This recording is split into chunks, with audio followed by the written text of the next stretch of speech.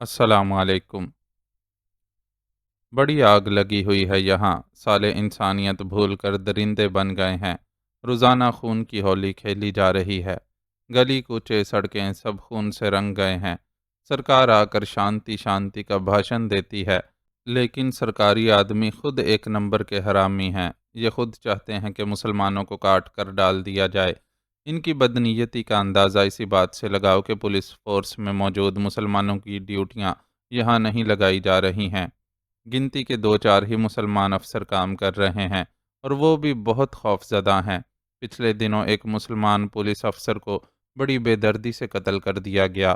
سنا ہے بیچارہ ملک اور قوم کی ہمدردی میں کہیں اور سے اپنا ٹرانسفر کروا کر یہاں خدمت کے لیے آیا تھا، اور بڑی محنت اور ایمانداری سے اپنی ڈیوٹی کر رہا تھا۔ ڈیوٹی کرتے ہوئے ہی بیچارے کو شہید کر دیا۔ بیچارہ مسلمانوں کو لے جانے والی ایک ٹرین کو بلوائیوں کے حملے سے بچانے کی کوشش کر رہا تھا۔ کسی نے اسے ہی گولی مار دی، اور گولی مار کر بھی اس کو سکون نہیں ملا۔ بیچارے کی لاش کا بھی حلیہ بگاڑ دیا، اس کی آنکھیں پھوڑ دیں، دونوں ہاتھ کاٹ ڈالے، اور بھی جانے کیا کیا کیا۔ بڑی مشکل سے پولیس فورس اس کی لاش حاصل کر پائی، اور راتوں رات چھپتے چھپاتے پولیس کی نگرانی میں دو چار لوگوں نے اسے قبرستان میں دفن کیا۔ بس اس ایک واقعے سے ہی اندازہ لگا لو کہ یہاں کیا حال ہے، اور بیچارے مسلمان کس مشکل میں پھنسے ہوئے ہیں۔ تم نے اچھا کیا کہ ہندوؤں کا بھیس بدل کر یہاں آئے۔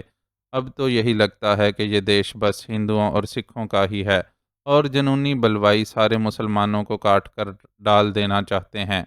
وہ کیتھرائن کو ایک ہوٹل میں ٹھہرا کر خود ستار بھائی سے ملنے آیا تھا، اور وہ بڑے رنج و غم کی کیفیت میں اسے یہاں کا احوال سنا رہے تھے۔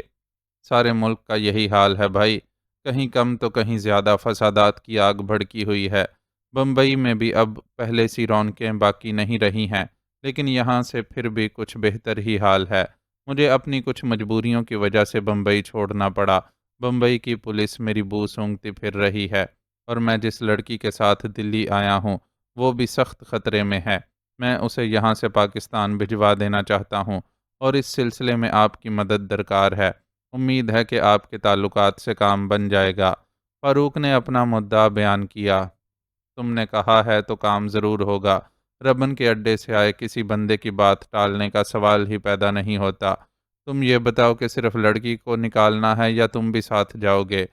ستار بھائی دادا ہونے کے باوجود صاف ستھری زبان میں بات کرتا تھا، تو یقیناً یہ دلی کے ماحول کا اثر تھا۔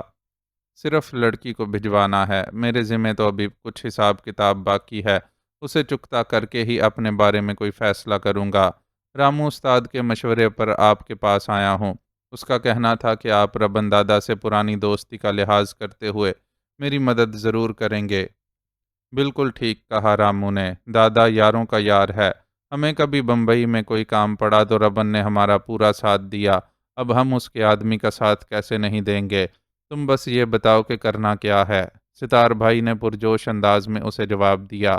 بمبئی سے ایک پولیس افسر رٹھور ٹرانسفر ہو کر یہاں آیا ہے۔ اسے یہاں سے اگلے جہان میں ٹرانسفر کرنا ہے۔ فاروق کے لہجے میں خود بخود ہی صفا کی در آئی۔ راٹھور جیسے مکار اور سفاک آدمی کے لیے اس کے دل میں نفرت ہی اتنی تھی کہ اس کے لب و لہجے میں تبدیلی ایک فطری سی بات تھی۔ ایس پی راٹھور کی بات کر رہے ہو نا تم؟ پچھلے کچھ دنوں سے اس کا نام بہت سننے میں آ رہا ہے کہ وہ سرکار کی سونپی ہوئی ڈیوٹی بھول کر الٹا بلوائیوں کو شہ دینے میں مصروف ہے۔ کسی جگہ بلوائی کارروائی کرتے ہیں تو اس کی ہدایت پر پولیس اتنی دیر سے مدد کے لیے پہنچتی ہے کہ وہاں کسی کو مدد کی ضرورت ہی باقی نہیں رہتی، اور بلوائی اپنا کام پورا کر کے بھاگ چکے ہوتے ہیں۔ سنا ہے اسے اوپر والوں کی آشیرواد حاصل ہے، اور وہ انہی کے اشاروں پر کام کر رہا ہے۔ ستار بھائی کو راٹھور کے بارے میں خاصی معلومات حاصل تھیں۔ آپ بالکل ٹھیک کہہ رہے ہیں، سرکار نے وردی دے کر پولیس فورس میں ایک قاتل اور خونی کو بھرتی کر رکھا ہے، اور اسے اس کی ایسی خدمات کے صلے میں نوازا بھی جا رہا ہے۔ بمبئی میں وہ ڈی ایس پی تھا اور اب ایس پی ہو گیا ہے۔ یہاں جو کچھ کر رہا ہے اس کے بدلے شاید ڈی آئی جی یا آئی جی بنا دیا جائے، لیکن اب میں اسے مزید مہلت دینے کے لیے تیار نہیں ہوں۔ آپ کو اس سانپ کا سر کچلنے میں میرا ساتھ دینا ہوگا ستار بھائی۔ فاروق کے لہجے میں آنچ سی تھی۔ بالکل ساتھ دیں گے، لیکن یہ تو بتاؤ کہ تم اس کے اتنے خلاف ہو گئے ہو، اس نے تمہارا کیا بگاڑا ہے؟ ستار بھائی نے غور سے اس کی شکل دیکھی۔ اس نے مجھ سے میرا سب کچھ چھین لیا۔ اس نے مجھ سمیت اڈے کے ہر آدمی کو یتیم کر ڈالا ہے۔ فاروق نے بڑے کرب سے جواب دیا تو ستار بھائی بونچ کا رہ گیا۔ فاروق کی یہاں آمد کے ساتھ ہی اس نے رسمی خیر خیریت دریافت کرتے ہوئے ربن کے بارے میں بھی دریافت کیا تھا، اور اسے خیال آ رہا تھا کہ اس وقت فاروق نے اس سوال کا کوئی واضح جواب نہیں دیا تھا۔ خود اس نے بھی زیادہ توجہ نہیں دی تھی، کیونکہ اس کا ذہن اس الجھن میں پھنسا ہوا تھا کہ اتنے خراب حالات میں فاروق بمبئی سے یہاں کیوں آیا ہے۔ گفتگو کرنے پر اس کی یہاں آمد کی وجوہات سامنے آ گئی تھیں، لیکن پھر بھی اسے لگ رہا تھا کہ فاروق کی بات کا جو مطلب اسے سمجھ آیا ہے وہ کچھ غلط ہے، اور اس سے سمجھنے میں غلطی ہو رہی ہے۔ کیا مطلب؟ کس کی بات کر رہے ہو تم؟ اس کی آواز حیرت کی زیادتی سے پھٹ گئی۔ دادا کی، ربن دادا کی۔ اس خونی بھیڑیے راٹھور نے قاتلوں کے ٹولے کے ساتھ مل کر دھوکے سے دادا کو گھیر کر مار ڈالا۔ اپنی بات کی وضاحت کرتے فاروق کا لہجہ دکھ کی زیادتی سے چٹکنے لگا۔ پھر وہ دھیرے دھیرے ستار بھائی کو ساری تفصیل سے آگاہ کرتا چلا گیا۔ یہ سن کر ستار بھائی کا چہرہ سرخ پڑ گیا۔ کچھ دیر وہ سر جھکائے بیٹھا رہا، پھر خود پر قابو پا کر بولا، ربن کی موت صرف تم لوگوں کا نقصان نہیں ہے، میں نے بھی اس کے جانے سے ایک بہترین دوست کو کھویا ہے، اور میں بھی اس کے قاتل کا دردناک انجام چاہتا ہوں۔ بولو کیا کرنا ہے؟ سب سے پہلے تو مجھے اپنے ساتھ آئی لڑکی کو یہاں سے نکالنا ہے۔ وہ میری منہ بولی بہن ہے، اور اس نے اس رشتے کو نبھانے کے لیے اتنی قربانیاں دی ہیں کہ اس کی اپنی ذات خطروں میں گر گئی ہے۔ کچھ بھی کرنے سے پہلے میں اسے یہاں سے روانہ کر دینا چاہتا ہوں۔ اس نے ایک بار پھر اپنا مدعا بیان کیا۔ سمجھو یہ کام ہو گیا، اس کے آگے کیا کرنا ہے وہ بولو۔ ستار بھائی کے لہجے میں بھرپور اعتماد تھا۔ فاروق اپنے ذہن میں موجود منصوبے سے اسے آگاہ کرنے لگا، اور ستار بھائی بغور اس کی باتیں سنتا ہوا سر کو تفہیمی جنبش دیتا رہا۔ کیسی ہو چاند بانو؟ جولیٹ کی نرم آواز سن کر اون سلائیوں میں الجھی چاند بانو کی مومی انگلیوں کی حرکت رک گئی، اور اس نے سر اٹھا کر جولیٹ کی طرف دیکھتے ہوئے فقط ایک مسکراہٹ سے اس کے سوال کا جواب دیا، اور خود پوچھنے لگی، 2-3 دن سے آپ نظر نہیں آ رہی تھیں، نصیب دشمناں مزاج تو اچھے ہیں۔ میں اپنے والد کی خواہش پر ان کے ساتھ لاہور گئی ہوئی تھی۔ وہاں میرے والد کی بیمار پھپھی ان کے ایک دوست کے ہاں مقیم تھیں۔ والد صاحب کو یہاں کراچی میں ایک اچھی کوٹھی مل گئی ہے۔ وہ اپنی پھپھی جان کو لاہور سے اس کوٹھی میں منتقل کرنا چاہتے تھے، اس لیے مجھے اپنے ساتھ لے گئے تھے کہ میں ان کی مدد کر سکوں۔ والد کی پھپھی یعنی میری دادی اس حد تک علیل ہیں کہ بستر سے ہل بھی نہیں سکتی، اس لیے انہیں یہاں منتقل کرنے میں خاصی مشکل پیش آئی۔ جولیٹ اس کے قریب ہی دری پر بیٹھ گئی اور اسے اپنی چند روزہ غیر حاضری کے سبب سے آگاہ کیا۔ قادر شاہ والے واقعے کے بعد اس کی چاند بانوں سے اچھی خاصی دوستی ہو گئی تھی، اور وہ روزانہ بطور خاص اس سے ایک بار مل کر اس کی خیریت ضرور دریافت کرتی تھی۔ پس پردہ یہ مقصد بھی کار فرما تھا کہ قادر شاہ کو علم رہے کہ چاند بانو بالکل بے آسرا نہیں ہے، اس لیے وہ اس کے ساتھ زور زبردستی کی کوشش نہ کرے۔ لاہور جا کر بھی اسے چاند بانو کی فکر رہی تھی، لیکن اسد اللہ کی خواہش ٹالنا بھی اس کے لیے ممکن نہیں تھا۔ پھر یہ خدشہ بھی تھا کہ اس کے انکار کی صورت میں انہیں گمان ہوتا کہ وہ ان کی پھپھی ندرت جہاں کے لیے دل میں کسی قسم کی کدورت رکھتی ہے۔ حالانکہ سچ یہ تھا کہ اس نے ان سمیت حویلی کے ہر اس فرد کو معاف کر دیا تھا جس نے جوزفین اور خود اس کی دل آزاری کی تھی۔ مر جانے والوں کے لیے دل میں کدورت رکھ کر کچھ حاصل بھی نہیں تھا، اور ندرت جہاں تو مردوں سے بھی زیادہ بدتر حالت میں تھیں۔ جولیٹ ان سے ملی تو کتنی دیر تک ان کا ہاتھ تھامے روتی رہی۔ انہیں دیکھ کر اسے زندگی کی بے ثباتی کا شدت سے احساس ہوا تھا۔ حسن، جوانی، دولت، عزت، مرتبہ، مقام، کوئی بھی شے تو پائیدار نہیں تھی، اور انسان ایسا نادان کہ ان فانی چیزوں پر اکڑتا اور غرور کرتا پھرتا ہے۔ ندرت جہاں نے بھی اپنے ہر ظلم، زیادتی اور غرور کی سزا پا لی تھی، اور شدید جسمانی اور ذہنی اذیت سے گزر رہی تھی۔ جولیٹ ان کے لیے اپنے دل میں کوئی شکوہ کیا رکھتی، وہ تو ان کی حالت پر رنجیدہ خود آنسو بہاتی رہی تھی۔ وہ بول نہیں سکتی تھی، لیکن اس نے ان کی آنکھوں میں ندامت و پشیمانی کی تحریر دیکھی تھی، اور اسے یوں لگا تھا کہ وہ آنکھوں کی زبان میں ہی اس سے معافی مانگ رہی ہو۔ وہ اتنی سخت دل نہیں تھی کہ انہیں معاف نہیں کرتی۔ اس نے ان کے ہاتھوں اور ماتھے پر بوسے دے کر انہیں اپنی محبت کا یقین دلایا تھا اور لاہور سے کراچی تک کے سفر میں بھی ان کا بھرپور خیال رکھا تھا۔ اس بار سفر کے لیے اسد اللہ نے ہوائی جہاز کا انتخاب کیا تھا، اس لیے وقت کی خاصی بچت ہو گئی تھی، اور کراچی آ کر بھی جولیٹ کو دن کا کچھ حصہ اور پوری رات ان کے ساتھ ٹھہرنے کا موقع ملا تھا۔ ندرت جہاں کی حالت کے پیش نظر اسد اللہ پہلے ہی ایک نرس کا انتظام کر چکے تھے، اس لیے آج صبح کیمپ آتے ہوئے اسے یہ پریشانی لاحق نہیں تھی کہ اس کے پیچھے کوئی ان کا خیال رکھنے والا نہیں ہوگا۔ ہاں، اس نے یہ ضرور طے کر لیا تھا کہ اب وہ دن رات کیمپ میں گزارنے کے بجائے شام کو واپس چلی جایا کرے گی، کہ اس کے اپنے خاندان کے بچے کھچے افراد کو بھی اس کی توجہ اور محبت کی ضرورت تھی۔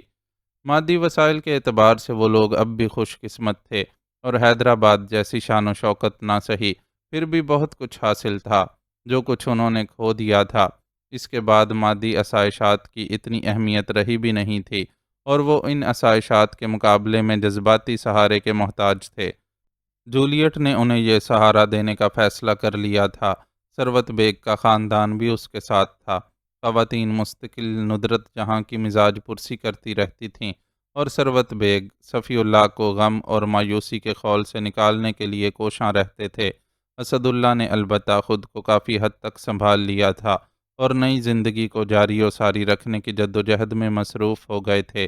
جولیٹ کے مل جانے سے ان کے اندر ایک نئی توانائی اور ولولہ پیدا ہو گیا تھا، اور وہ غموں کے درمیان بھی مسکرانے لگے تھے۔ اللہ تعالیٰ آپ کی دادی کو شفا عطا فرمائے۔ ہم نماز میں بھی ان کے لیے دعا کریں گے۔ چاند بانو نے اپنی انگلیوں کو جنبش دیتے ہوئے دوبارہ سویٹر بننے کا عمل شروع کیا، اور آہستہ سے بولی۔ ہجرت کے بعد اس میں یہ تبدیلی آئی تھی کہ اس نے پابندی سے نماز پڑھنی شروع کر دی تھی، اور اللہ سے لو لگا لی تھی۔ وہ جو دل کی ہر دھڑکن میں بستا تھا، نظروں سے دور ہو کر دل سے اور بھی قریب ہو گیا تھا، اور اس کی سلامتی اور زندگی کی بھیک مانگنے کے لیے وہ اپنے مالک کے حضور پابندی سے سربسجود رہنے لگی تھی۔ تمہارے خلوص کے لیے شکریہ۔ یہ بتاؤ کہ میرے پیچھے قادر شاہ نے تمہیں پریشان تو نہیں کیا؟ اس نے چاند بانوں سے وہ بات پوچھی جسے پوچھنے کے لیے یہاں آئی تھی۔ اس جیسے لوگ اتنی آسانی سے کب پیچھا چھوڑتے ہیں؟ اب اس نے براہ راست ہمیں تنگ کرنا چھوڑ کر دوسرا طریقہ اختیار کیا ہے، اور کیمپ میں ہمارے خلاف ہرزہ سرائی شروع کر دی ہے۔ وہ ہر ایک کو بتاتا پھرتا ہے کہ ہم ایک طوائف زادی ہیں، اور اس کیمپ میں بھی اپنا دھندا جاری رکھے ہوئے ہیں۔ لوگوں کے رویوں کو تو آپ جانتی ہی ہیں۔ انسان کے موجودہ افعال و اعمال کو نظر انداز کر کے اسے ماضی کے آئینے میں ہی دیکھتے رہتے ہیں، اور طوائف تو ہمارے معاشرے کا وہ کردار ہے جس کی ذات میں سب کے لیے کشش بھی ہوتی ہے، اور اسے لعن طعن بھی کی جاتی ہے۔ یہاں بھی جو بدنیت ہیں وہ ہمیں تنگ کرتے اور گناہ کی ترغیب دیتے رہتے ہیں، اور جو نیکوکار ہیں وہ ہمارے خلاف ہو گئے ہیں اور چاہتے ہیں کہ ہمیں اس کیمپ سے نکال دیا جائے۔ اس کے سوال کا مفصل جواب دیتی ہوئی چاند بانو کی خوبصورت آنکھوں میں دکھ ہلکورے لے رہا تھا۔ جولیٹ کو اس کے حالات جان کر شدید دکھ ہوا، اور قادر شاہ پر غصہ بھی آیا کہ اس کی تنبیہ کے باوجود اس نے چاند بانو کی جان نہیں چھوڑی تھی۔ شاید وہ چاہتا تھا کہ وہ یہاں سے نکال لی جائے، اور پھر وہ اسے آسانی سے زیر کر لے۔ ایسے لوگ اتنے ہی مکار اور چلاک ہوتے ہیں۔ اسے احساس ہوا کہ چاند بانو یہاں رہی تو کسی بڑے نقصان سے دوچار ہو جائے گی، اور وہ مختصر عرصے کی آشنائی میں ہی اس کے لیے اپنے دل میں ایسے نرم جذبات محسوس کرنے لگی تھی کہ اسے کوئی نقصان اٹھاتا ہوا نہیں دیکھنا چاہتی تھی۔ سو فوراً ہی ایک فیصلے پر پہنچ گئی اور چاند بانو سے بولی، تم میرے ساتھ میرے گھر چلو چاند بانو، میرا گھر بہت بڑا ہے، تم وہاں آرام سے رہ سکتی ہو۔ ہم آپ کے گھر؟ چاند بانو نے حیرت سے اپنے سینے پر ہاتھ رکھا۔ ہاں تم، جولیٹ نے اسے یقین دلایا۔ ہم آپ کے گھر میں کیسے رہ سکتے ہیں؟ شریفوں کے گھر میں بلا کسی طوائف زادی کی گنجائش کہاں نکلتی ہے؟ آپ کے والد کو اعتراض ہوگا۔ اس نے سرد آہ بھرتے ہوئے اپنے خدشات کا اظہار کیا۔ میرے والد ایک انسان دوست اور ہمدرد انسان ہیں، انہیں تمہارے اپنے گھر میں رہنے پر کوئی اعتراض نہیں ہوگا۔ ویسے بھی ہم تمہیں اپنے گھر رکھ کر کوئی احسان نہیں کریں گے۔ انسان کا انسان پر حق ہوتا ہے، اور خوش نصیب ہوتے ہیں وہ لوگ جنہیں یہ حق ادا کرنے کی توفیق عطا کی جاتی ہے۔ میں تمہیں بتاؤں، جب میں پاکستان پہنچی تو بالکل تنہا اور بے آسرا تھی۔ پھر ایک نیک اور ہمدرد خاتون بیگم آصفہ علی اور ان کے خاندان نے مجھے سہارا دیا۔ خوش قسمتی سے میری اپنے والد سے ملاقات ہو گئی، اور یوں میں ایک بار پھر اپنے خاندان کا حصہ بن گئی۔ لیکن مجھ پر انسانیت کا قرض تو باقی ہے نا، تمہیں اپنے گھر میں پناہ دے کر میں وہی قرض اتارنا چاہتی ہوں۔ اس نے چاند بانو کو سمجھایا۔ حقیقت بھی کچھ ایسی ہی تھی۔ اسے زندگی میں جن چند لوگوں نے متاثر کیا تھا، ان میں سے بیگم آصفہ علی کا کردار خاصا ممتاز تھا۔ اسد اللہ کے ساتھ لاہور جانے پر اس نے وقت کی قلت کے باوجود بیگم آصفہ علی سے ملاقات کی تھی اور اسے ان کے گھر جا کر بہت خوشی ملی تھی۔ ایک تو وہ سب تھے ہی اتنے محبت کرنے والے مخلص لوگ کہ ان سے ملنا اچھا لگتا تھا، دوسرے وہ انجلی کے حوالے سے بھی بہت خوش ہو کر واپس لوٹی تھی۔ انجلی بھی چند دنوں میں ہی بیگم آصفہ علی کی شخصیت کی اسیر ہو گئی تھی اور اس نے فیصلہ سنایا تھا کہ وہ بھوپال جا کر اپنے ننہالی رشتہ داروں کو تلاش کرنے کی بجائے انہی کے گھر میں رہنے کو ترجیح دے گی۔ اس کے اس فیصلے میں یقیناً عاقف کی محنت کا بھی دخل تھا، لیکن فی الحال انجلی نے اس حوالے سے کوئی اظہار نہیں کیا تھا۔ خود بیگم آصفہ علی نے ہی جولیٹ کو بتایا تھا کہ وہ آہستہ آہستہ انجلی کو اسلام کی طرف راغب کرنے کی کوشش کر رہی ہیں۔ اگر اسے اسلامی تعلیمات نے متاثر کیا اور اس نے قبول اسلام کر لیا تو وہ اسے اپنی بہو بنانے میں کوئی قباحت محسوس نہیں کریں گی۔ ساتھ ہی انہوں نے انجلی کو تعلیم و ہنر سے لیس کر کے اپنے پیروں پر کھڑا کرنے کا فیصلہ کیا تھا۔ ان کا خیال تھا کہ عاقف اور انجلی کے تعلق کو کسی منطقی انجام تک پہنچائے بغیر انجلی کو ہمیشہ اپنے گھر میں رکھنا پیچیدگیوں کو جنم دے سکتا ہے۔ اس لیے اگر انجلی مسلمان ہو کر عاقف کی زوجیت میں آ گئی تو ٹھیک، ورنہ وہ اسے حق دیں گی کہ وہ اپنی پسند کے مطابق زندگی کا ساتھی منتخب کر لے۔ فیصلے کی گھڑی آنے سے قبل وہ اسے اس لائق بنانا چاہتی تھیں کہ وہ کسی مجبوری کے عالم میں اپنے لیے زندگی کی راہیں مقرر نہ کرے۔ جولیٹ ان کی اس سوچ سے متاثر ہوئی تھی اور اب خود چاند بانوں کا سہارا بننا چاہتی تھی تاکہ اسے بھی وہ زندگی جینے کا موقع مل سکے جس کی وہ اپنے دل میں تمنا رکھتی تھی۔ اگر ہمیں آپ کے گھر میں کشادہ دلی سے قبول کر لیا جاتا ہے تو پھر بھلا ہمیں وہاں رہنے میں کیا اعتراض ہو سکتا ہے؟ ہمیں تو بس ایک سائبان چاہیے جہاں ہم عزت سے اپنی زندگی کے دن پورے کر سکیں۔ ہماری زندگی میں اب محبت، خدمت اور عبادت کے سوا کچھ باقی نہیں رہا ہے۔ محبت اور عبادت ہم اپنے محبوب کے لیے کرتے ہیں اور خدمت اس لیے کہ اپنے لیے توشہ آخرت جمع کر سکیں۔ سنا ہے ہمارے رب کو اپنے بندوں کی خدمت کرنا بڑا پسند ہے۔ یہاں کیمپ میں رہ کر ہم جو کچھ کر رہے ہیں وہ آپ کے گھر میں رہ کر بھی جاری رکھ سکتے ہیں۔ اس کے علاوہ جہاں تک ہو سکا ہم آپ کی دادی جان کی خدمت بھی ضرور کریں گے۔ چاند بانو کے لہجے میں ممنونیت ہی ممنونیت تھی۔ اصل میں وہ بہت پریشان تھی کہ اگر قادر شاہ اپنی سازش میں کامیاب ہو گیا تو وہ کیا کرے گی۔ گناہ کی زندگی گزارنا اسے گوارا نہیں تھا اور دنیا اسے عزت سے جینے نہیں دے رہی تھی۔ ایسے میں جولیٹ کی پیشکش اس کے لیے آسمانی مدد تھی جسے قبول کرنے میں اس نے بہت زیادہ ہچکچاہٹ کا مظاہرہ نہیں کیا۔ بس پھر تم تیار رہنا، شام کو گھر واپس جاتے ہوئے میں تمہیں اپنے ساتھ لے کر چلوں گی۔ جولیٹ بولتی ہوئی اپنی جگہ سے اٹھنے لگی کہ ایک آواز نے اسے چونکا دیا۔ ایسا لگا تھا کہ کوئی برتن بڑی زور سے زمین پر پھینکا گیا ہو۔ پھر فوراً ہی مغلظات بکنے کی آوازیں آنے لگیں۔ آواز بہت واضح نہیں تھی، پھر بھی جولیٹ کو شناسائی کا احساس ہوا۔ وہ ابھی غور ہی کر رہی تھی کہ ایک نسوانی چیخ سنائی دی۔ یہ ساری آوازیں چاند بانوں کے برابر کے خیمے سے آ رہی تھیں۔ جولیٹ نے سوالیہ نظروں سے چاند بانوں کی طرف دیکھا۔ 2 دن سے یہی تماشا ہو رہا ہے۔ کسی عزت دار خاندان سے تعلق رکھنے والے بھائی بہن ہیں۔ بھائی کے دونوں پیر اور ایک ہاتھ کٹ گیا ہے۔ بیچارہ سارا وقت بستر پر پڑا رہتا ہے۔ بہن رات کو کہیں چلی جاتی ہے اور صبح واپس آتی ہے تو بھائی کی غیرت تڑپنے لگتی ہے۔ بہن کو گالیاں بکنے کے ساتھ ساتھ جو ہاتھ میں آتا ہے پھینک کر مارنے کی کوشش کرتا ہے۔ چاند بانو نے دکھی لب و لہجے سے اسے بتایا تو وہ خود بھی افسردہ ہو گئی۔ عجیب عجیب رنگ دیکھنے کو مل رہے تھے اس خانمہ بربادوں کی بستی میں۔ وہ جو طوائف زادی تھی مشکلات کے باوجود عزت کی زندگی گزارنے کی کوشش کر رہی تھی، اور کوئی شریف زادی تھی جو جانے کن وجوہات کی بنا پر پیشہ کرنے پر مجبور ہو گئی تھی۔ اللہ کرے تو مر جائے، یہاں سے نکلے تو کوئی بس تجھے کچل ڈالے، تو ہمیشہ کے لیے کہیں دفع کیوں نہیں ہو جاتی، کیوں روز میری روح پر چرکے لگانے کے لیے واپس آ جاتی ہے۔ اب شاید کوئی شے اس کی دسترس میں نہیں رہی تھی جو وہ عورتوں کی طرح کوسنے اور بددعائیں دینے پر اتر آیا تھا۔ اس بار جولیٹ کو اس کی آواز سن کر جیسے کوئی کوڑا سا لگا اور وہ تڑپ کر بے ساختہ ہی برابر والے خیمے کی طرف بڑھی۔ آپ کے لیے واپس آتی ہوں، میں واپس نہ آؤں تو کوئی آپ کے حلق میں 2 لقمے کھانا اور پانی ڈالنے والا نہ ہو۔ اپنا جسم دوزخ میں جلاتی ہوں تو آپ کے لیے دوائیں اور کچھ پھل لے آتی ہوں، اور آپ ہیں کہ روزانہ ہنگامہ کھڑا کر دیتے ہیں۔ سسکیاں لیتی لڑکی بھائی کو اس کے کوسنوں کا جواب دے رہی تھی۔ کس نے کہا ہے تجھ سے یہ سب کرنے کے لیے؟ مر جانے دے مجھے بھوکا، بلکہ ایسا کر کے کہیں سے مجھے تھوڑا سا زہر لا دے، میں وہ زہر کھا لوں گا تو تیری اور میری دونوں کی جان اس عذاب سے چھوٹ جائے گی۔ اس کی آواز سے ظاہر تھا کہ وہ شدید ڈپریشن کا شکار ہے۔ معذوری کا عذاب سہتا ایک عزت دار بھائی اپنی بہن کو پیشہ کرتے دیکھ کر ڈپریشن میں مبتلا نہ ہوتا تو کیا ہوتا؟ کیسے بھوکا مرنے دوں میں آپ کو؟ ہم بہنوں کو تو اماں نے شروع سے اپنے ہاتھ میں پکڑا ہوا نوالا بھی اکلوتے بھائی کو کھلا کر خوش رہنے کی تربیت دی تھی۔ اس بار لڑکی کا لہجہ زہر خند ہو گیا۔ جولیٹ سے مزید صبر نہیں ہوا اور وہ پردہ اٹھا کر خیمے میں داخل ہو گئی۔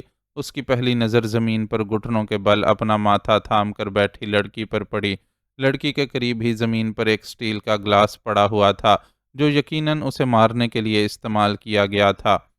گلاس کے کنارے نے لڑکی کے ماتھے پر چھوٹا سا کٹ لگا دیا تھا اور وہ ہاتھ رکھے وہاں سے نکلنے والے خون کو روکنے کی کوشش کرتے ہوئے آنسو بہا رہی تھی۔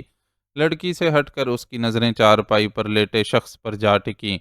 کون تھا وہ؟ مٹیالی رنگت، بڑی ہوئی شیو، میل سے بھری ہوئی آنکھوں اور سر کے گندے اور الجھے ہوئے بالوں میں وہ شخص کون تھا؟ وہ تو اسے پہچان کر بھی نہیں پہچان پا رہی تھی۔ اس نے تصور بھی نہیں کیا تھا کہ وہ کبھی اس شخص کو ایسی بے بسی اور ایسی کسی حالت میں دیکھے گی۔ وہ بھی آنکھیں پھاڑے اور منہ کھولے حیرت کے عالم میں اسے دیکھ رہا تھا۔ آخر بہت مشکل سے اس کے ہونٹوں سے جنبش ہوئی اور وہ لڑکھڑاتی ہوئی زبان میں بولا، جولی تم یہاں کیسے عارف؟ وہ بھی اس حال میں؟ جولیٹ لپک کر اس کے قریب پہنچی۔ بستر پر لیٹے بے بس نحیف و نزار عارف کو دیکھ کر اسے بالکل بھی یاد نہیں رہا تھا کہ اس شخص نے اس کے ساتھ کیا کیا تھا، اور محبت کا دعویٰ رکھنے کے باوجود اس کی کشتی بھنور میں پھنسی دیکھ کر اسے حالات کے بے رحم تھپیڑے کھانے کے لیے سب سے پہلے چھوڑ کر بھاگ گیا تھا۔ میرا سب کچھ ختم ہو گیا جولی، میرا پورا خاندان لٹ گیا۔ ابا کی دکان پر کسی نے آگ لگا دی اور وہ بھی اسی آگ میں جل کر مر گئے۔ ان کے بعد اماں وہاں رہنے پر راضی نہ ہوئیں اور پاکستان آنے کی رٹ لگا دی۔ میں چاروں بہنوں اور اماں کے ساتھ پاکستان آنے کے لیے ٹرین میں سوار ہوا تو ٹرین پر بلوائیوں نے حملہ کر دیا۔ اماں، زاہدہ اور عابدہ نے میری نظروں کے سامنے اپنی جانیں دے دیں۔ میں ان کو بچانے کے لیے کیا کر پاتا کہ میں تو خود انگنت زخم کھا کر اپنے ہی خون میں لت پت پڑا ہوا تھا۔ شاہدہ کو بلوائی میری نظروں کے سامنے ہی اٹھا کر لے گئے اور میں اپنی جگہ پڑا سسکتا رہا۔ اس سے چھوٹی ماجدہ نے سیٹ کے نیچے گھس کر اپنی جان بچائی اور بعد میں یہی میری مردہ تنی کو گھسیٹتی رہی۔ ہاتھ بلوائیوں نے کاٹ دیا تھا۔ پیروں کو زخم خراب ہو جانے کی وجہ سے بعد میں ہسپتال والوں نے کاٹ ڈالا اور اب میں بستر پر پڑا بے بسی اور بے غیرتی کی زندگی گزار رہا ہوں۔ عارف کی آنکھوں سے آنسو چھلک پڑے۔ ان آنسوؤں میں شرمندگی اور کرب دونوں شامل تھے۔ وہ جس نے کبھی جولیٹ کو اس وجہ سے چھوڑ دیا تھا کہ اس کا دامن داغدار ہو گیا تھا، اب تقدیر کا عجب وار سہ رہا تھا۔ مرنے والوں پر تو آدمی ایک دفعہ کو صبر کر لیتا ہے، لیکن یہ تو اس کے لیے اذیت کا پہاڑ تھا کہ اس کی ایک بہن کو بلوائی لے گئے تھے اور دوسری اپنی راتیں کہیں باہر گزار رہی تھی۔ حوصلے سے کام لو عارف، قسمت میں جو لکھا تھا وہ ہو گیا۔ اب تمہیں آگے کے حالات سے نمٹنے کے لیے خود کو سنبھالنا ہوگا۔ عارف پر گزری سن کر اس کا دل بھی افسردہ ہو گیا تھا، پھر بھی وہ اپنے طور پر اسے سمجھانے کی کوشش کر رہی تھی۔ اب میں کیا کسی کو سنبھالوں گا؟ کسی طرح یہ سانسوں کا سلسلہ منقطع ہو جائے تو میری جان اس دن رات کے عذاب سے چھوٹے۔ اس کے لہجے میں شدید مایوسی اور تلخی تھی۔ گھریلو ناچاکیوں اور معاشی مسائل کی وجہ سے اس کا مزاج پہلے ہی ذرا ٹیڑھا تھا، اور اب اتنے بڑے حادثات سے گزر کر وہ تو بالکل ہی نارمل نہیں تھا۔ معذور اور لاغر جسم کے ساتھ بستر پر پڑے پڑے جینا یوں بھی ہر ایک کے لیے آزمائش ہی ہوتا ہے، اور وہ تو اس لیے بھی مر مر کر جی رہا تھا کہ اس کی غیرت پر ہر روز تازیانہ لگ رہا تھا۔ اس کی عزت دار بہن اس کی نظروں کے سامنے ایک پیشہ ور عورت بن گئی تھی۔ میں تم سے پھر بات کروں گی۔ ماجدہ کے ماتھے سے خون بہہ رہا ہے، پہلے اس کی مرہم پٹی کروا کر لے آتی ہوں۔ عارف کی باتیں اور اس کا حال جولیٹ کا اپنا دل ہرا کر گیا تھا، اور فی الحال اسے بھی سمجھائی نہیں دے رہا تھا کہ کن الفاظ میں عارف کی تسلی اور تشفی کروائے، اس لیے وہاں سے ہٹ جانا ہی مناسب سمجھا۔ ماجدہ کو حقیقتاً بھی مرہم پٹی کی ضرورت تھی۔ وہ اب تک ہتھیلی سے ماتھے کے زخم کو دبائے خون روکنے کی کوشش کرتے ہوئے الجھی ہوئی سی ان دونوں کی باتیں سن رہی تھی۔ گلاس کے کنارے سے لگنے والا چھوٹا سا کٹ شاید زیادہ گہرا تھا، اس لیے خون ابھی تک نہیں رکا تھا اور اس کی ہتھیلی سے ٹپک کر قطرہ قطرہ نیچے گر رہا تھا۔ تم میرے ساتھ آؤ ماجدہ۔ اس نے عارف کے پاس سے ہٹ کر ماجدہ کے شانے پر ہاتھ رکھا تو اس نے مکانکی انداز میں اس کے ساتھ جانے کے لیے اپنے قدم اٹھائے۔ جولیٹ، وہ دونوں ابھی خیمے کے خارجی حصے میں ہی تھے کہ پیچھے سے عارف نے پکارا۔ جولیٹ نے اس کی پکار پر پلٹ کر دیکھا۔ میں نے تمہارے ساتھ ٹھیک نہیں کیا تھا، ہو سکے تو مجھے معاف کر دینا۔ اس کی آنکھوں اور لہجے میں گہری شرمندگی تھی۔ جولیٹ نے ایک نظر اس کے وجود پر ڈالی۔ اپنی مرضی سے حرکت کرنے سے قاصر، لاغر اور بیمار جسم کے مالک اس شخص کے پاس اب رہا ہی کیا تھا کہ اس سے اس کی بے وفائی کا شکوہ کیا جاتا یا اس کے لیے اپنے دل میں کوئی کدورت رکھی جاتی۔ میں تمہیں پہلے ہی معاف کر چکی ہوں عارف، میرے حوالے سے تم اپنے دل پر کوئی بوجھ مت ڈالو، تمہیں تکلیف میں دیکھ کر مجھے بھی تکلیف ہوگی۔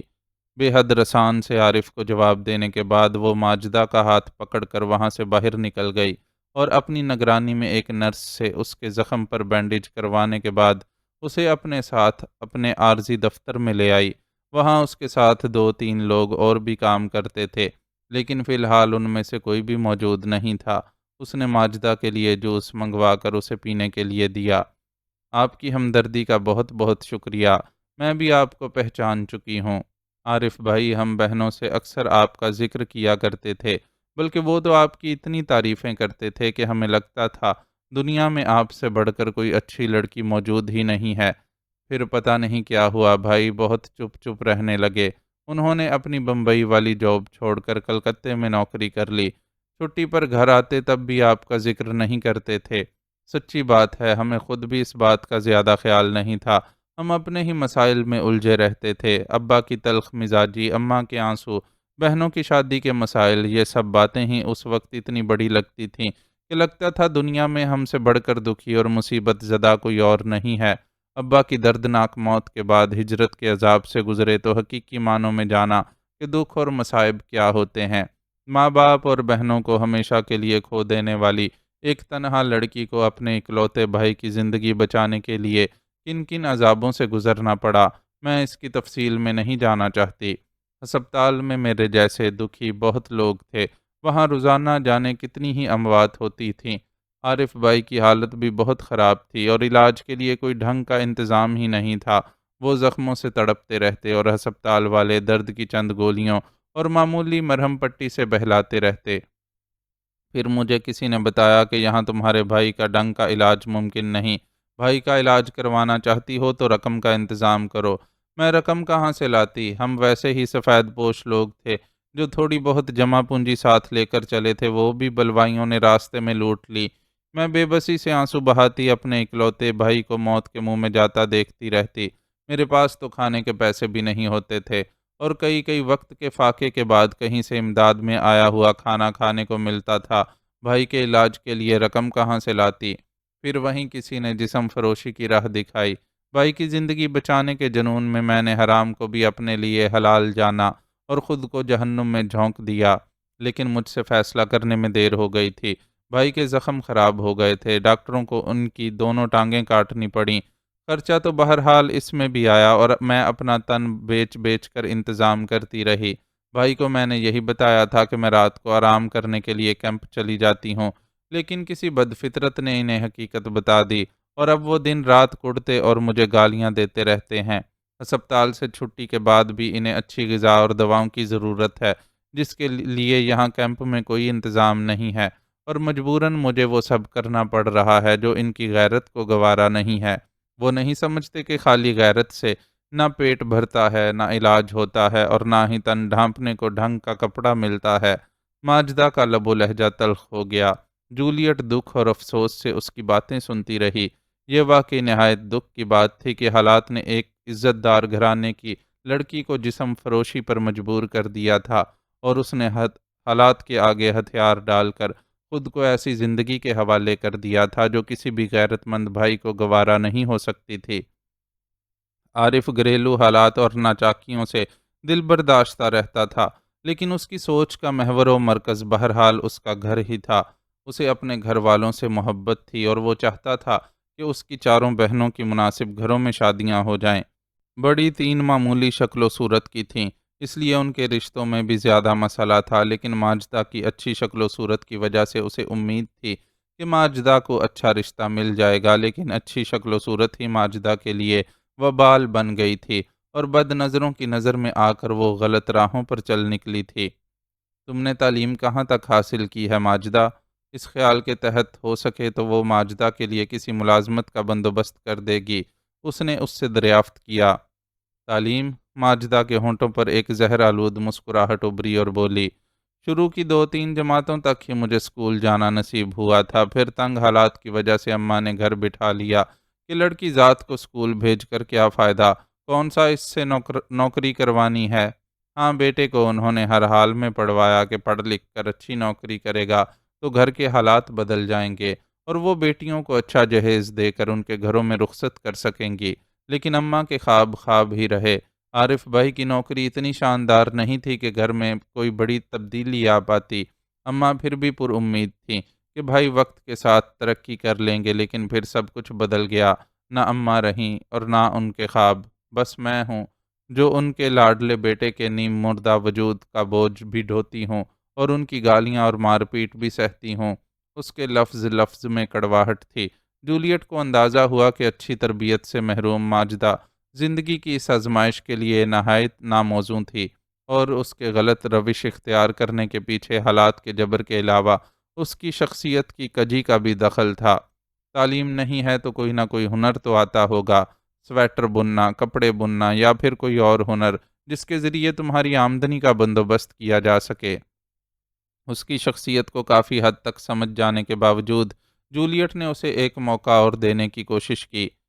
میں گھر میں سب سے چھوٹی تھی اور سارے کام اماں اور بڑی بہنیں کر کے دے دیا کرتی تھیں، اس لیے میں نے کبھی دل لگا کر کچھ سیکھنے کی کوشش ہی نہیں کی۔ ویسے بھی ان کاموں سے کتنی آمدنی ہوتی ہے، میں دن رات اپنی آنکھیں پھوڑوں گی تو بھی مشکل سے پیٹ ہی بھرنے کا انتظام ہوگا۔ اس نے بے نیازی سے جواب دیا، تم ہمت کر کے کام شروع تو کرو، میں کوشش کروں گی کہ تمہارے لیے مناسب وظیفہ مقرر کروا دوں۔ جولیٹ نے اسے پیشکش کی، ٹھیک ہے، میں سوچوں گی، ابھی چلتی ہوں۔ آپ کا شکریہ کہ آپ نے میرا اتنا خیال کیا۔ ماجدہ نے بے دلی سے اسے جواب دیا اور جانے کے لیے اٹھ کھڑی ہوئی۔ اس کے انداز سے صاف ظاہر تھا کہ وہ بات کو ٹال کر جا رہی ہے اور محنت کشی کی زندگی گزارنے کا کوئی ارادہ نہیں رکھتی۔ اس نے بچپن سے اپنے گھر میں تنگ دستی دیکھی تھی اور جانتی تھی کہ معمولی آمدنی کے ساتھ انسان کو بہت ترس ترس کر زندگی گزارنی پڑتی ہے۔ اس نے پہلی بار گھر کی محدود دنیا سے اڑان بھری تھی، اور رنگ و بو کی دنیا نے اس کی آنکھیں چکا چوند کر دی تھیں۔ وہ جسم پر عمدہ لباس پہنے ہوئے تھی، ہاتھ، کان اور گلے میں نکلی ہی صحیح زیورات موجود تھے، پیر میں سینڈل بھی اچھی کوالٹی کی تھی، اور ظاہر ہے اس کو یہ سب اپنی راتیں دوسروں کو بیچنے کے بدلے میں ملا تھا۔ جولیٹ نے اس کے اور عارف کے زیر استعمال خیمہ بھی دیکھا تھا۔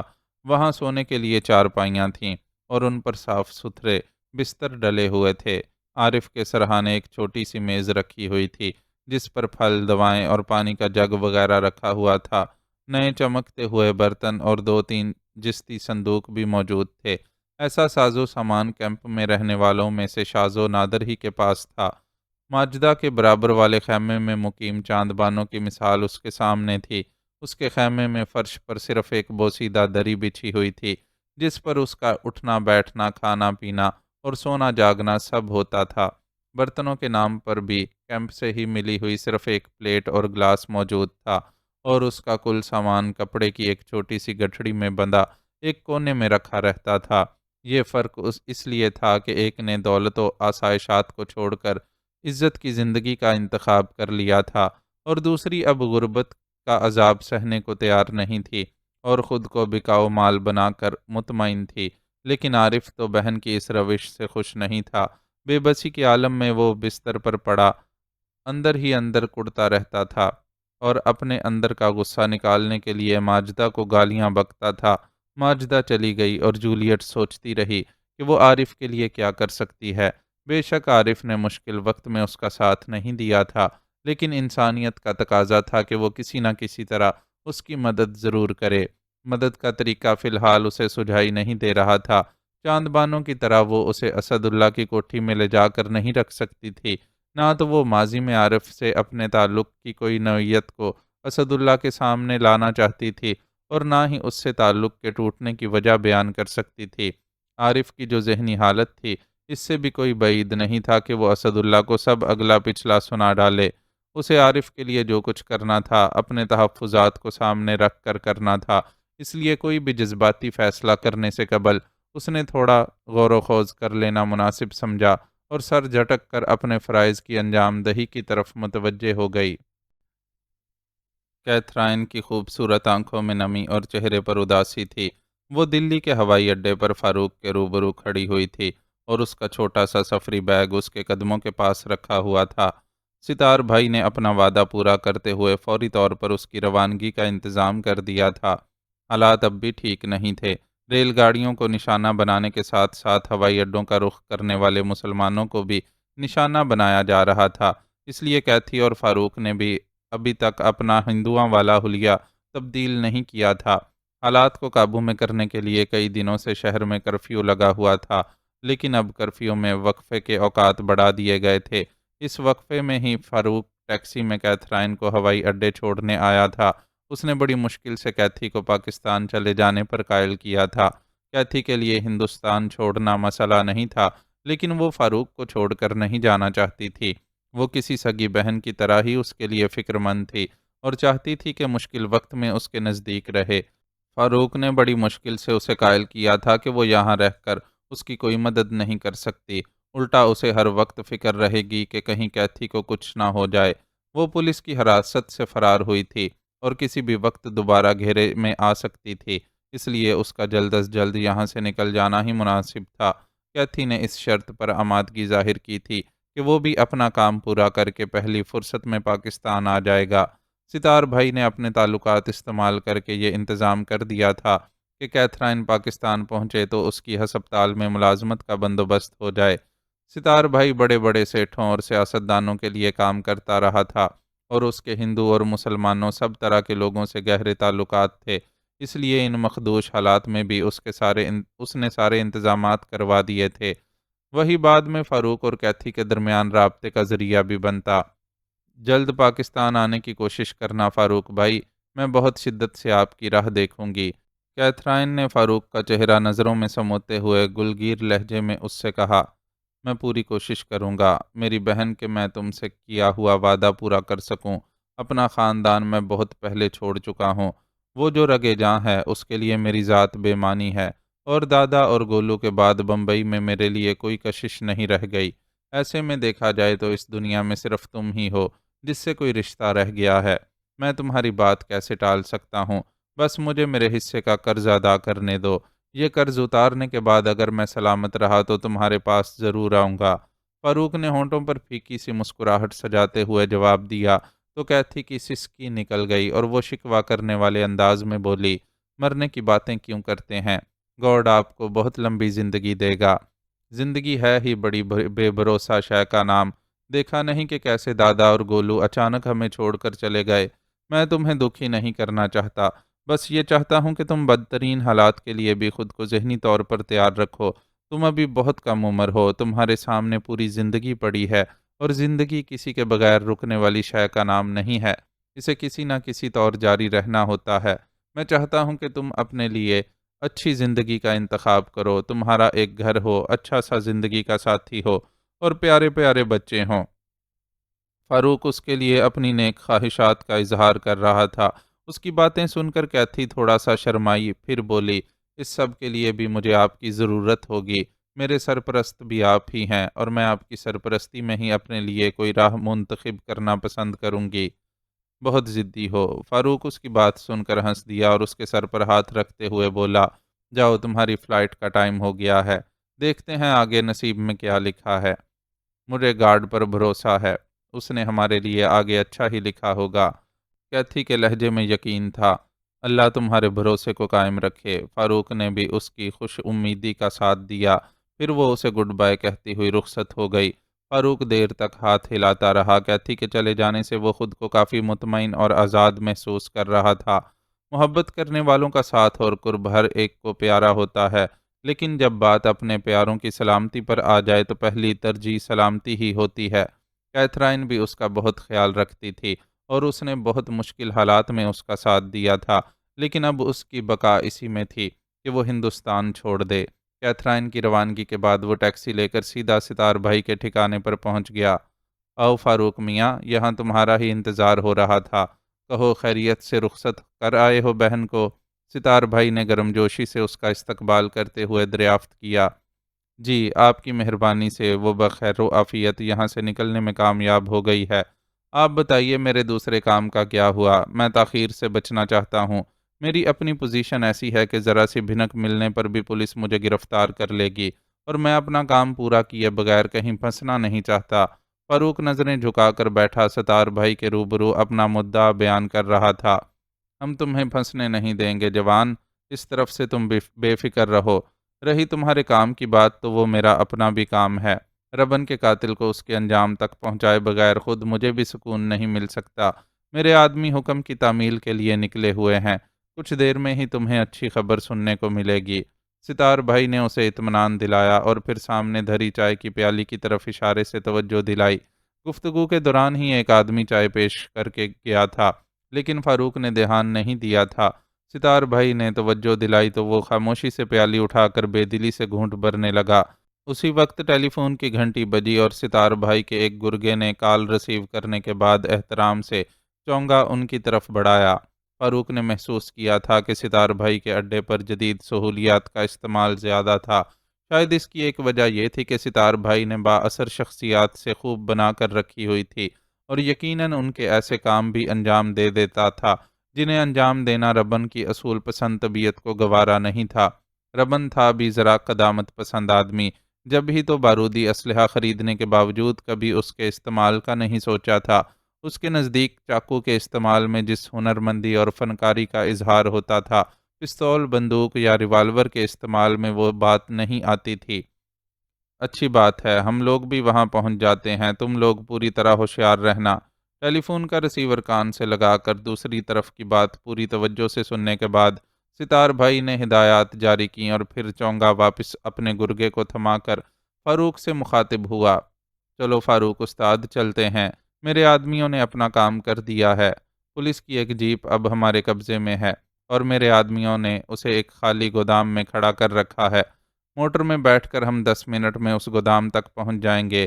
اس اطلاع کو پا کر فاروق پرجوش ہو گیا۔ ستار بھائی کے پاس آنا واقعی بے حد سود مند ثابت ہوا تھا اور بڑے بڑے کام آسانی سے ہو رہے تھے۔ کرفیو میں نرمی کے اوقات ختم ہو جانے سے قبل ہی وہ لوگ مذکورہ گودام تک پہنچنے میں کامیاب ہو گئے۔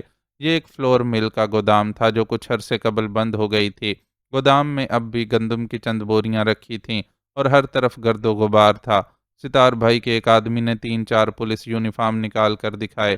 فاروق نے اس میں سے اپنے ناپ کا یونیفارم نکال کر اپنے لباس پر ہی پہن لیا۔ باقی کے 3 یونیفارمز ستار بھائی کے آدمیوں نے چڑھا لیے۔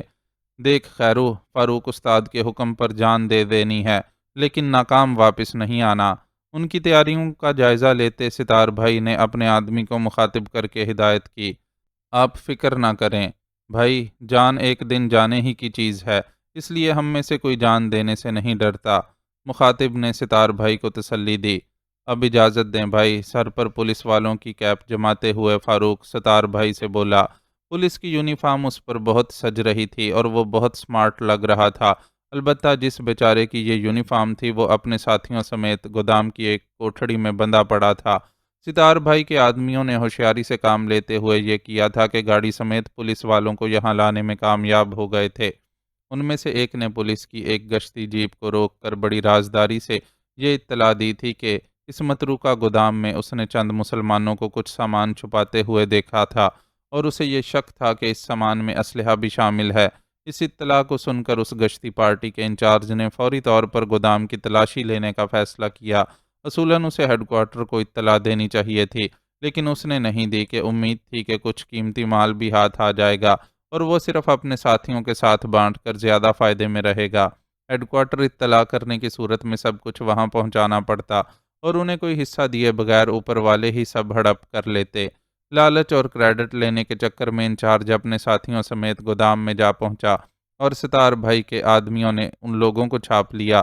اب وہ یونیفارم سے محروم ایک کوٹھڑی میں اس طرح بندھے پڑے تھے کہ ان کی آنکھوں پر بھی پٹیاں بندھی ہوئی تھیں اور منہ میں بھی کپڑا ٹھونس دیا گیا تھا۔ مالک کی امان میں جاؤ، تم نے روکا نہ ہوتا تو میں خود تمہارے ساتھ چلتا۔ ستار بھائی اس سے بغل گیر ہوا۔ آپ کا ساتھ نہ چلنا ہی ٹھیک ہے۔ آپ نے میرے ساتھ جتنا تعاون کیا ہے اس کے لیے میں مرتے دم تک آپ کا شکر گزار رہوں گا، فاروق نے جواب دیا۔ وہ سچ مچ ستار بھائی کا بہت شکر گزار تھا، لیکن عملی طور پر اس لیے اسے اپنے پروگرام میں شریک نہیں کیا تھا کہ وہ ایک جانی پہچانی شخصیت تھا اور فوراً نظر میں آ سکتا تھا۔ اس نے تو اپنا ساتھ دینے کے لیے بھی ان آدمیوں کا مطالبہ کیا تھا جو زیادہ سامنے نہ رہتے ہوں اور جنہیں ستار بھائی کے گروہ میں ہونے کے حوالے سے ہر ایک نہ پہچانتا ہو۔ شکریہ، وہ کریا کچھ نہیں ہے، بس تم جاؤ اور اپنے مقصد میں کامیاب لوٹو۔ ستار بھائی اس کی پیٹھ تھپکتے ہوئے اس سے الگ ہو گیا۔ فاروق اپنے ساتھیوں کے ساتھ گودام میں ہی کھڑی جیپ کی طرف بڑھ گیا۔ ڈرائیونگ سیٹ پر ستار بھائی کا ایک آدمی بیٹھا اور ساتھ والی سیٹ خود فاروق نے سنبھال لی، جبکہ باقی دو پیچھے بیٹھ گئے۔ جیپ باہر نکلی تو فاروق نے اپنے وجود میں سنسناہٹ سی پھیلتی ہوئی محسوس کی۔ وہ راٹھور کے شکار کے لیے جا رہا تھا اور یقیناً وہ ایک مشکل شکار تھا۔ اس شکار کے بعد سلامتی کے ساتھ واپس آنا بھی ایک کارنامہ ہوتا، لیکن وہ اس لیے مطمئن تھا کہ آغاز اچھا ہوا تھا اور اب تک سب کچھ حسب منشا ہی ہو رہا تھا۔ پولیس جیپ میں ہونے کی وجہ سے وہ کرفیو کے باوجود آسانی سے آگے بڑھتے جا رہے تھے۔ بالآخر ڈرائیور نے ایک جگہ جیپ روک لی۔ اب انہیں راٹھور کی گاڑی گزرنے کا انتظار تھا۔ حاصل شدہ معلومات کے مطابق وہ روزانہ ان اوقات میں شہر کے مختلف علاقوں کے گشت پر نکلتا تھا۔ وہ چالاک آدمی تھا اور جانتا تھا کہ جو کچھ کر رہا ہے اس کے رد عمل میں خود اس کی جان کو بھی خطرہ ہو سکتا ہے، اس لیے زیادہ وقت اپنے دفتر میں چھپ کر ہی گزارتا تھا اور اپنی جگہ بیٹھے بیٹھے احکامات جاری کرتا رہتا تھا۔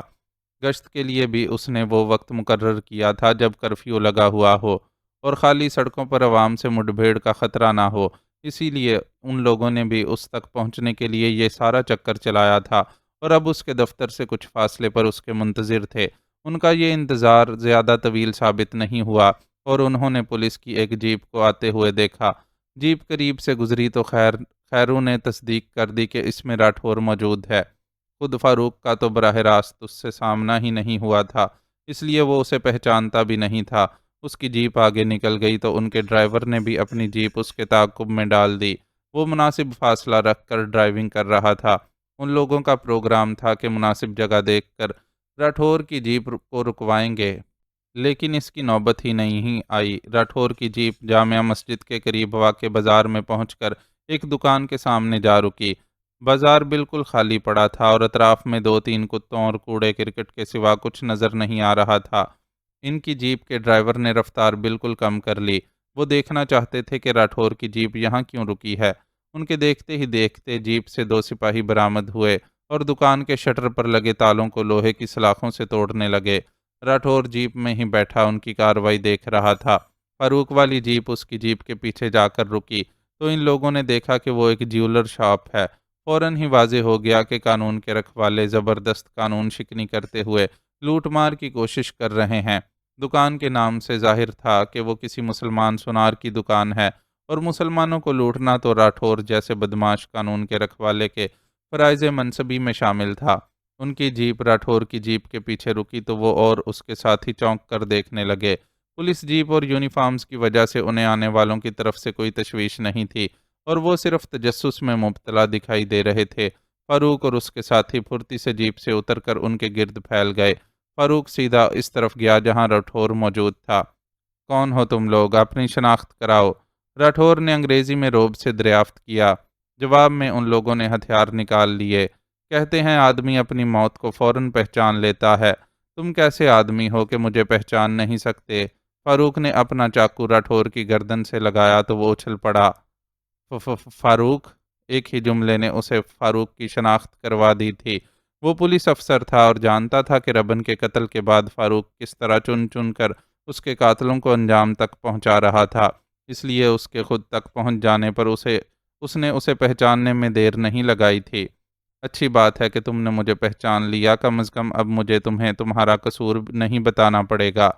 میرا کوئی دوش ہے بھی نہیں، پھر بھی تم ایسا سمجھتے ہو تو میں تم سے ریکویسٹ کروں گا کہ تم مجھے اپنی پوزیشن کلیئر کرنے کے لیے ایک چانس دو۔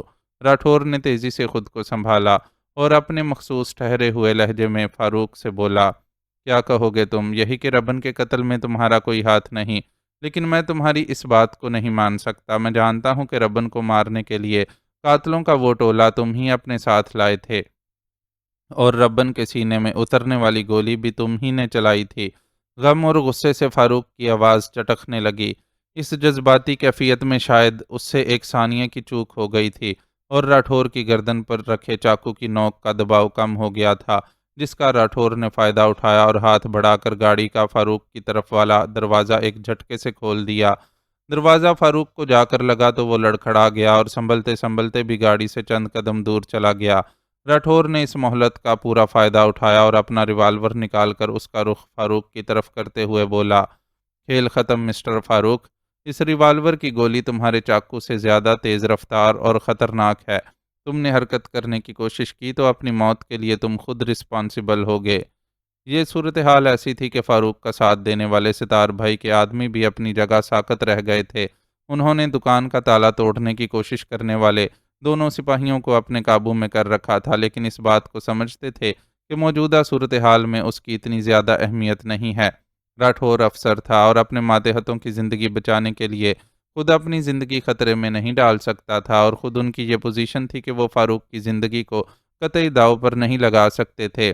صورتحال کی اس نزاکت نے ان کی قوت عمل کو سلب کر لیا، لیکن فاروق اتنی دیر میں خود کو سنبھال چکا تھا۔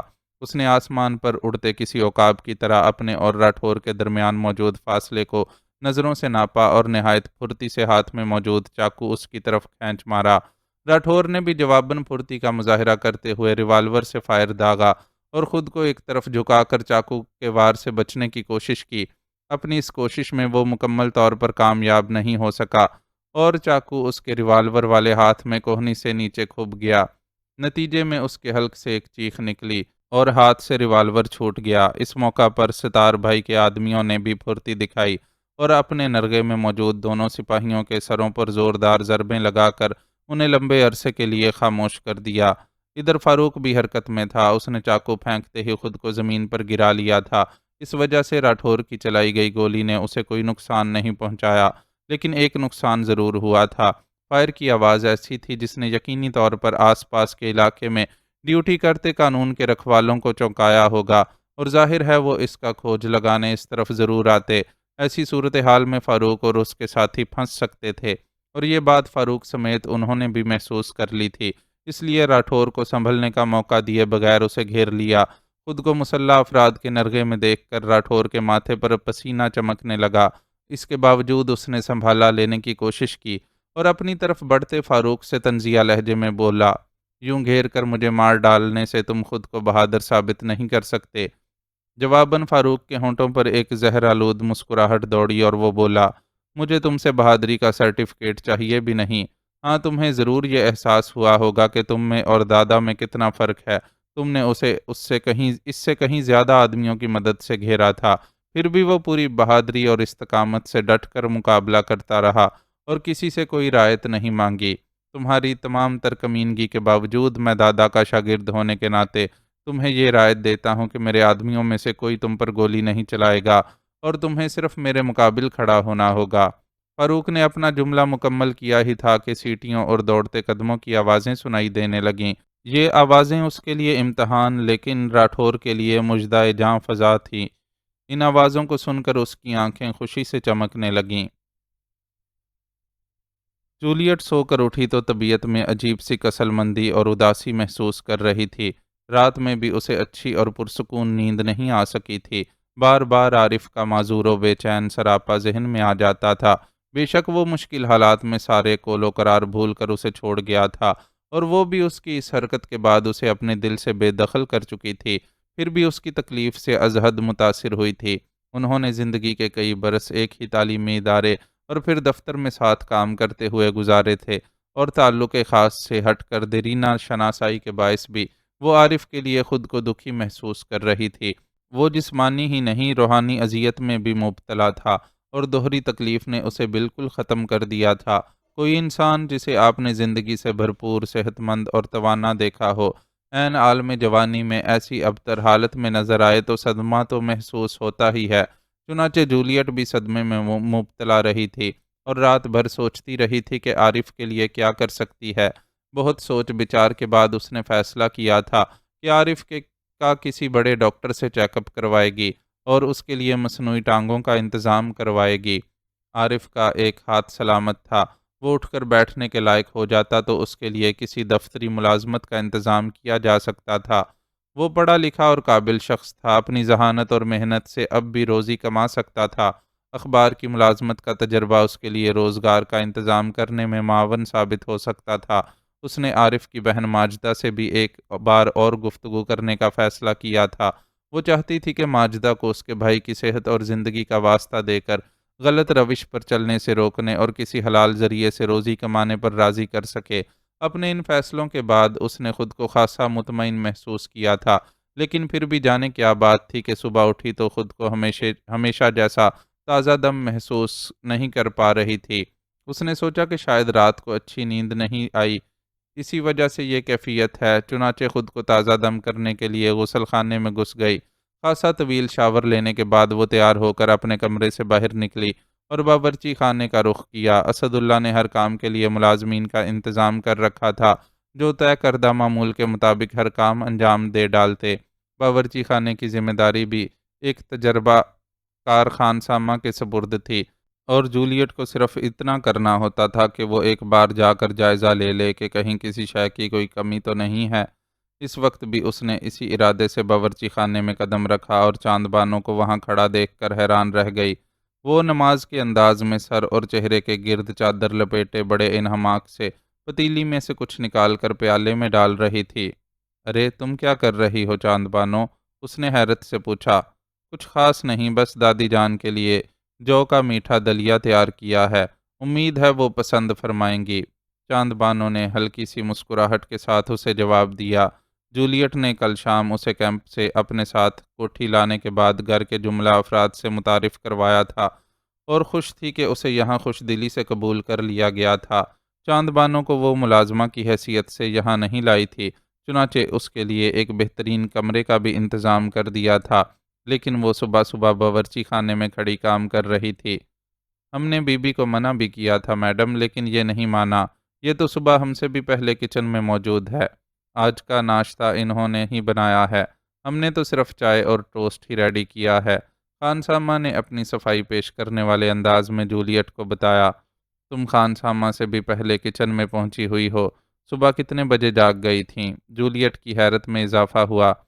ہم تہجد کے وقت جاگ جاتے ہیں، فجر کے بعد دوبارہ سونے کی عادت بھی نہیں ہے، اس لیے سوچا کہ فارغ بیٹھے رہنے کے بجائے تھوڑا سا کام ہی کر لیا جائے۔ ہمیں کھانا پکانے کا شوق ہے، لیکن بہت زیادہ مشق نہیں ہے، اس لیے معلوم نہیں آپ لوگوں کو ہمارا تیار کردہ ناشتہ پسند بھی آئے گا یا نہیں۔ اس نے نہایت سادگی سے جولیٹ کو جواب دیا۔ اپنا شوق پورا کرنے کے لیے تمہیں کوکنگ کی اجازت دے رہی ہوں، لیکن تم اسے اپنی ذمہ داری نہیں سمجھنا۔ گھر کے ہر کام کے لیے ملازمین موجود ہیں۔ تم اپنی خوشی سے چاہو تو دادی جان کو تھوڑی سی کمپنی دے سکتی ہو، کیونکہ تمہیں پتہ ہے کہ میں دن بھر گھر میں موجود نہیں ہوتی اور بہت کم وقت ان کے ساتھ گزار پاتی ہوں۔ ان کی دیکھ بھال کے لیے نرس موجود ہے، لیکن میرا خیال ہے تمہاری کمپنی سے ان کی صحت پر اچھا اثر پڑے گا۔ جی شکریہ، ہمیں خود بھی ان کی صحبت میں وقت گزار کر خوشی ہوگی۔ اب اگر آپ اجازت دیں تو ہم دادی جان کے لیے یہ دلیا لے جائیں، ٹھنڈا ہو کر لطف نہیں دے گا۔ بالکل لے جاؤ، پھر ناشتے کی میز پر آ جانا۔ تمہارا بنایا ہوا ناشتہ تمہارے بغیر کھانے میں بھلا کیا لطف آئے گا۔ جولیٹ اس کے انداز پر مسکرا دی اور اسے باہر جانے کا راستہ دیا۔ وہ چلی گئی تو اس کے تیار کردہ ناشتے کا جائزہ لینے لگی۔ پوریاں، آلو چنے کی ترکاری، سوجی کا خوش رنگ و خوشبودار حلوہ، ابلے ہوئے انڈے بالکل تیار ٹرالی میں سجے ہوئے تھے، اور اب ملازم مکھن، جیم اور ٹوسٹ جیسے لوازمات ٹرالی میں منتقل کر رہا تھا۔ وہ اس طرف سے مطمئن خود بھی ندرت جہاں کے کمرے میں پہنچ گئی۔ چاند بانو نے ان کے اوپری دھڑ کو تکیوں کا سہارا دے کر قدرے اوپر اٹھا رکھا تھا اور گلے میں نیپکن باندھ کر انہیں چمچے کی مدد سے دلیا کھلا رہی تھی۔ ندرت جہاں کی حالت ایسی تھی کہ وہ معمول کی غذا نہیں لے سکتی تھی اور انہیں نیم ٹھوس یا مائع غذا ہی دی جاتی تھی۔ وہ غذا بھی بہت کم مقدار میں لیتی تھیں، لیکن جولیٹ نے محسوس کیا کہ آج وہ چاند بانو کا تیار کردہ دلیا کافی رغبت سے کھا رہی ہے۔ انہیں کھلاتے ہوئے چاند بانو ان سے چھوٹی چھوٹی باتیں بھی کرتی جا رہی تھی۔ وہ کسی کی باتوں کا جواب نہیں دیتی تھیں، لیکن ان کی آنکھوں کی چمک اور چہرے کے تاثرات سے ظاہر تھا کہ انہیں چاند بانو کا خود سے بات کرنا اچھا لگ رہا ہے۔ جولیٹ کے دیکھتے ہی دیکھتے چاند بانو نے پیالے میں موجود سارا دلیا انہیں کھلا دیا اور پھر بڑی محبت سے ان کا منہ صاف کرنے لگی۔ وہ اپنے کام سے فارغ ہو کر پیچھے ہٹی تو جولیٹ نے آگے بڑھ کر ان کا ہاتھ اپنے ہاتھ میں لے کر چوما اور شوخ لہجے میں بولی، دیکھیے دادی جان، میں آپ کے لیے کتنی اچھی لڑکی ڈھونڈ کر لائی ہوں۔ یہ تو بالکل بیٹیوں کی طرح آپ کا خیال رکھ رہی ہیں، اور مجھے لگتا ہے کہ آپ کو اس کے ہاتھ سے بنا دلیا بھی بہت اچھا لگا ہے۔ You are right madam, really آج بیگم صاحبہ نے پہلی بار ٹھیک سے ڈائٹ لیا ہے۔ نرس نے بھی اس کی تائید کی۔ اب تو مجھے بھی تمہارے ہاتھ کا ذائقہ چکھنے کی بے چینی ہو رہی ہے چاند بانو، چلو ڈائننگ روم میں چلتے ہیں۔ ویسے بھی ناشتے کا ٹائم ہو گیا ہے، پاپا اور بڑے ابا بھی ناشتے کے لیے آنے والے ہوں گے۔ ہم یہیں ناشتہ کر لیتے ہیں۔ چاند بانو نے جھجک کا مظاہرہ کیا۔ بالکل نہیں، تمہارے ہاتھ کا بنایا ناشتہ تمہاری موجودگی میں ہی اصل لطف دے گا۔ جولیٹ نے اس کے انکار کو قطعی رد کر دیا اور ندرت جہاں سے مخاطب ہو کر بولی، اچھا دادی جان، اب اجازت دیجیے، دوبارہ شام میں آپ سے ملاقات ہوگی۔ ندرت جہاں نے نگاہوں کی زبان سے اسے الوداع کہا۔ یہ حالات کی بہت بڑی تبدیلی تھی کہ وہ جولیٹ جس کی شکل دیکھنا بھی انہیں گوارا نہیں تھا، اب انہیں عزیز ہو گئی تھی، لیکن وہ زبان سے اظہار کرنے سے قاصر تھیں۔ ناشتے کی میز پر جولیٹ نے خاص طور پر اسد اللہ اور صفی اللہ کو بتایا کہ آج کا ناشتہ چاند بانو نے تیار کیا ہے۔ صفی اللہ نے اختصار سے اور اسد اللہ نے بہت کھل کر چاند بانو کے بنائے ناشتے کی تعریف کی۔ وہ اپنی جگہ بیٹھی جھیمپتی رہی، خود اس نے بہت کم کھایا۔ ڈھیر ساری تعریفیں کرنے کے باوجود جولیٹ نے خود بھی بہت کم کھایا تھا۔ صبح سے طبیعت پر جو اضمحلال چھایا ہوا تھا، وہ اسے چھپانے کی کوشش تو کر رہی تھی، لیکن خود اپنی ذات کو اس کے اثرات سے بچا نہیں پا رہی تھی۔ ناشتے سے فراغت کے بعد اس نے سب کو گڈ بائے کہا اور کیمپ کے لیے روانہ ہو گئی۔ وہاں پہنچتے ہی اس نے سب سے پہلے عارف کے خیمے کا رخ کیا، لیکن وہاں جمع ہجوم کو دیکھ کر دور ہی سے ٹھٹک گئی۔ لوگوں کی چیمگوئیوں کے درمیان کسی عورت کے بلند آواز میں کیے جانے والے بین سب سے زیادہ نمایاں تھے۔ وہ تیز تیز قدموں سے چلتی ہوئی آگے بڑھی۔ قریب پہنچنے پر اسے ہجوم کے درمیان سینہ کوٹ کوٹ کر روتی ماجدہ دکھائی دی۔ اس کا دل دھک سے رہ گیا۔ وہ لوگوں کے درمیان سے راستہ بناتی ہوئی ماجدہ تک پہنچی۔ اس کے ارد گرد کئی عورتیں موجود تھیں جو اسے سنبھالنے کی کوشش کر رہی تھیں، لیکن وہ پچھاڑیں کھاتی کسی کے قابو میں نہیں آ رہی تھی۔ کیا ہوا ماجدہ، تم اس طرح رو کیوں رہی ہو؟ اس نے ماجدہ کا شانہ زور سے ہلاتے ہوئے وحشت زدہ لہجے میں پوچھا۔ میں لٹ گئی، میں برباد ہو گئی، میرا کچھ نہیں بچا، مجھے چھوڑ کر چلا گیا میرا بھائی، پورا خاندان مر گیا، میں کیوں بچ گئی؟ مجھے کیوں چھوڑ دیا تو نے سب کا غم دیکھنے کو؟ موت کے فرشتے کو میری جان لینے کے لیے کیوں نہیں بھیجتا تو؟ وہ اسے جواب دینے سے زیادہ آسمان کی طرف ہاتھ اٹھا اٹھا کر مالک کائنات سے شکوہ کر رہی تھی۔ عارف مر گیا؟ جولیٹ کے وجود پر کوڑا سا لگا۔ کیسے مر گیا وہ؟ کل تو میں اسے بالکل ٹھیک چھوڑ کر گئی تھی۔ اس نے دوبارہ ماجدہ کو جھنجھوڑتے ہوئے اس سے پوچھا۔ عارف کمزور اور معذور ضرور ہو گیا تھا، لیکن اس کی حالت اتنی بری بھی نہیں تھی کہ وہ ایک رات میں ہی جان کی بازی ہار جاتا۔ وہ تو اس کے لیے کیا کچھ سوچ کر یہاں آئی تھی، اور وہ ہی باقی نہیں رہا تھا۔ رات کسی وقت اس نے چوہے مار دوا کھا کر خودکشی کر لی۔ صبح یہ جنم جلی آئی تو بھائی کی لاش دیکھی۔ جولیٹ کے سوال کا جواب ماجدہ کی بجائے ایک ادھیڑ عمر عورت نے دیا۔ اس کے انداز میں ماجدہ کے لیے ملامت تھی۔ یقیناً اسے بھی ماجدہ کے کرتوتوں کا علم تھا اور سمجھ رہی تھی کہ عارف کی خودکشی کے پیچھے ماجدہ کی بھٹکی ہوئی روش ہی تھی۔ جولیٹ بھی جانتی تھی کہ ماجدہ کی وجہ سے عارف ذہنی تناؤ اور جذباتی ابتری کا شکار تھا، لیکن وہ محسوس کر رہی تھی کہ اس انتہائی قدم کے پیچھے خود اس سے ہونے والی ملاقات بھی کار فرما تھی۔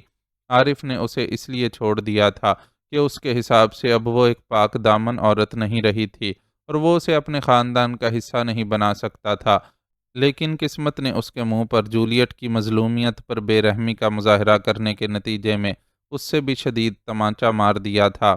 اس کی ایک بہن کو بلوائی اٹھا کر لے گئے تھے اور دوسری روپوں کے لیے جسم کا دھندا کرنے لگی تھی۔ وہ پہلے ہی اندر سے بری طرح ٹوٹ چکا تھا، جولیٹ کے سامنے ہونے والی شرمندگی کو نہ سہ سکا اور خود اپنے ہاتھوں سے اپنی جان لے لی۔ لیکن سوال یہ پیدا ہوتا تھا کہ اس کے پاس چوہے مار دوا آئی کہاں سے؟ اس نے یہ سوال بلند آواز سے بھی کر ڈالا۔ اس نے صفائی والے لڑکے کو پیسے دے کر دوا منگوائی تھی۔ اس نے شکایت کی تھی کہ اس کے خیمے میں بہت چوہے ہو رہے ہیں جو کھانے پینے کے سامان میں بھی گھس جاتے ہیں اور وہ اپنی معذوری کی وجہ سے انہیں بھگا نہیں پاتا۔ لڑکے نے دوا لا کر دینے کے بعد عارف کو پیشکش کی تھی کہ وہ خیمے کے مختلف حصوں میں دوا ڈال دیتا ہے، لیکن عارف نے اسے منع کر دیا اور یہ کہہ کر دوا اپنے پاس رکھ لی کہ ماجدہ خود یہ کام کر لے گی۔ مردوں میں سے ایک صاحب نے اس کے سوال کا جواب دیا تو وہ خالی نظروں سے سب دیکھ کر رہ گئی۔ اصل حقیقت یہ تھی کہ اب عارف اس دنیا میں نہیں رہا تھا اور اس کے جانے کی وجوہات پر بات کرنا ایک فروئی سی بات تھی۔ معزز ناظرین و سامعین، لائک، کمنٹس اور شیئر ضرور کریں۔ شکریہ۔